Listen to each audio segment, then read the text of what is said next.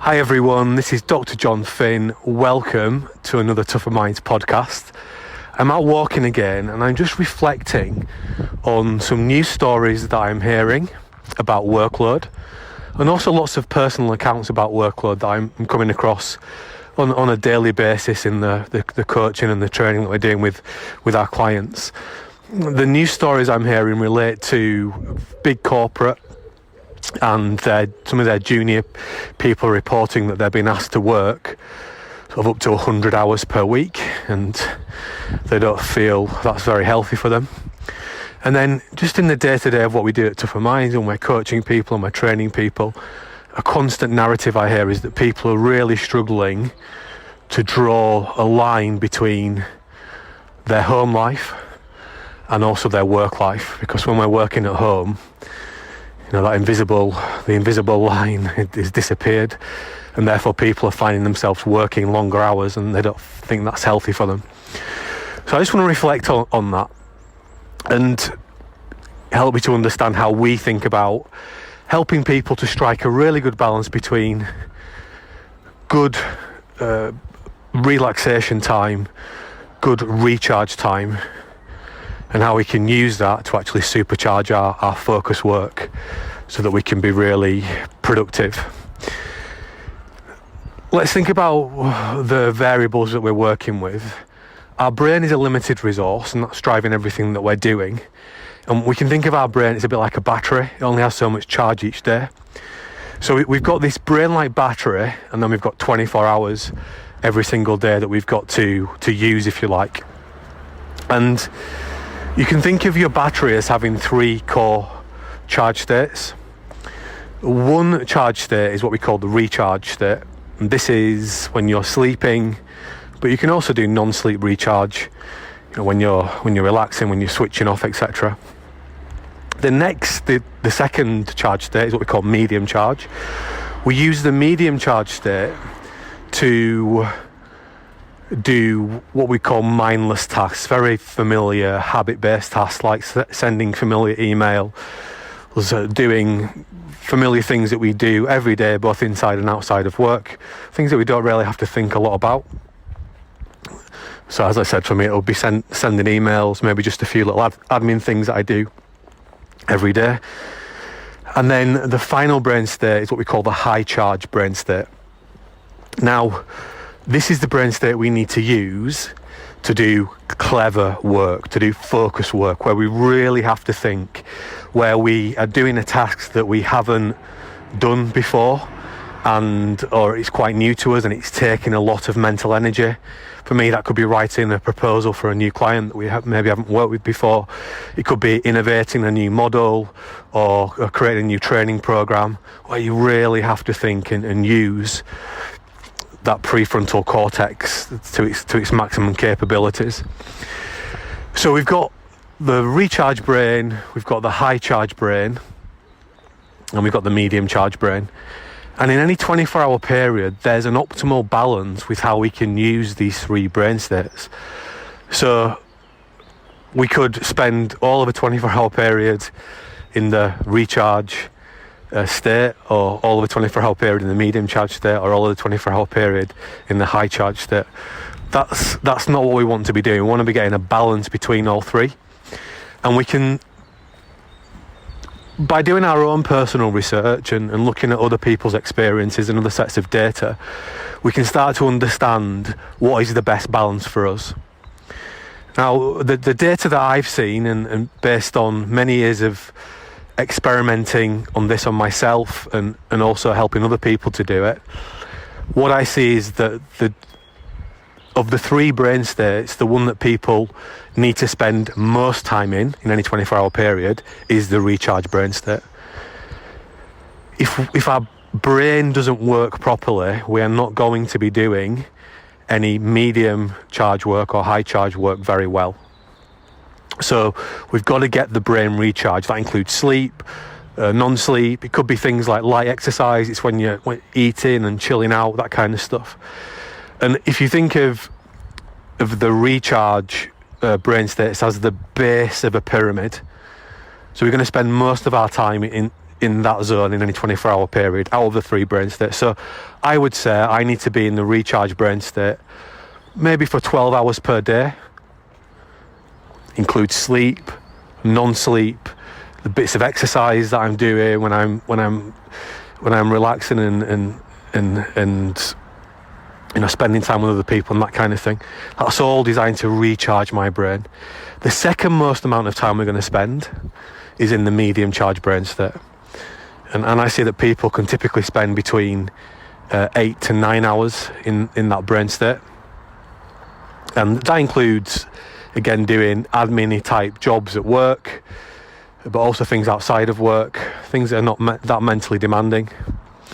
And then the least amount of time I'm going to spend in any of the brain states is the high charge, because we only have a very limited ability to do the high charge work each day. So pure focus, as we might think of it, is a scarce cognitive resource. We don't have that much of it, and it burns quickly. So we can only do maybe between 3 and 4 hours of really focused, clever, high charge work each day. So it's like a pyramid relationship. At the base of the pyramid, you've got the recharge brain state, and then you build on that. You've got your medium charge is the second most, and the top of the pyramid is the high charge. So we've got to create that balance between all the brain states if we want to do our clever, high charge work. And that ultimately, in the modern world where the only constant is change, and that means that we need to be better than ever at solving problems, which means we need to be better than ever at thinking clearly and thinking cleverly, both individually and collectively. We need every day to be getting consistently into our high charge state so we can do our 3, 4, maybe sometimes 5 hours of that type of work. But people are not getting the balance right, and therefore it's limiting their ability to get into the high charge brain state. And one of the biggest traps people fall into is they try to mix the brain states together. They say, well, I'm relaxing now and I'm switched off. Yet they're checking their phone and trying to watch TV at the same time, and maybe dipping into their work emails. They're not switched off. They're in the medium charge brain state.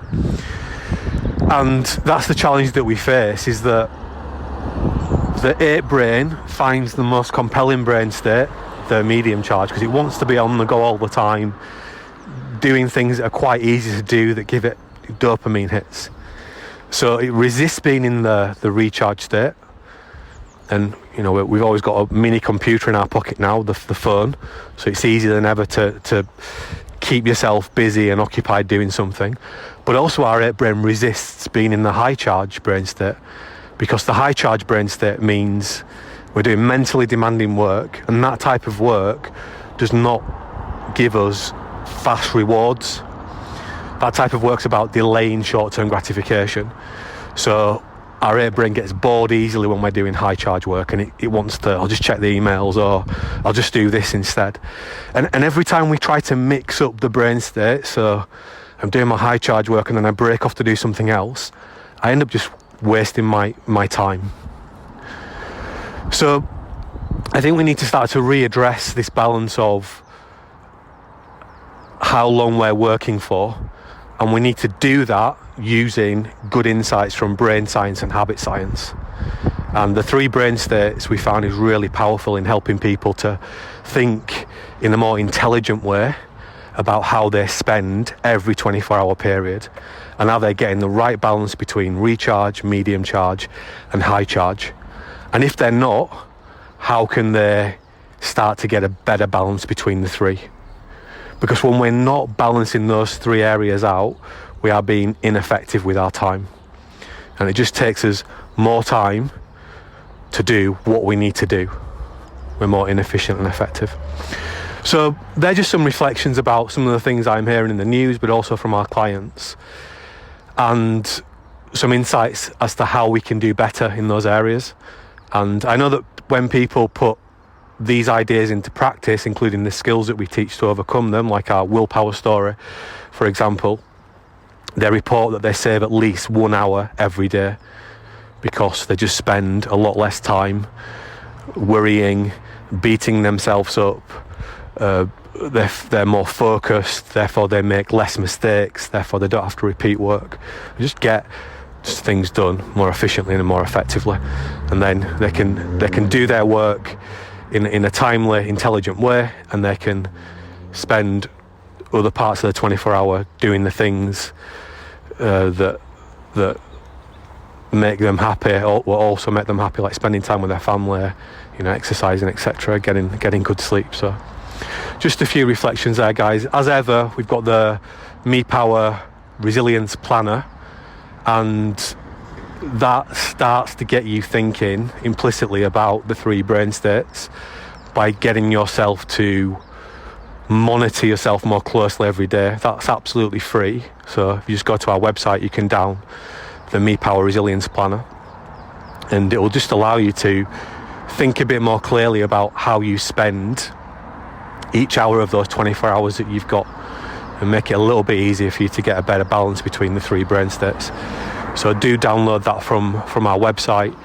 Equally, share that with your team and your family members, because if everyone understands the 3 brain states, it's going to be easier for us each individually to commit and stick to actually being more efficient and effective every day with our time, because we all trigger each other's behaviour. That's it for now, guys. There'll be another podcast coming out soon. If you want to know exactly when that's released, just subscribe to whichever podcast platform you listen to, and you'll be made aware of when the next podcast comes out. So until then, stay safe. Remember, things are very, very difficult at the moment, so it's always about just trying to do a little bit better. We're not going to be absolutely at our best in these difficult times, but we can all do a little bit better and make our life a little bit easier. Bye for now. Be safe.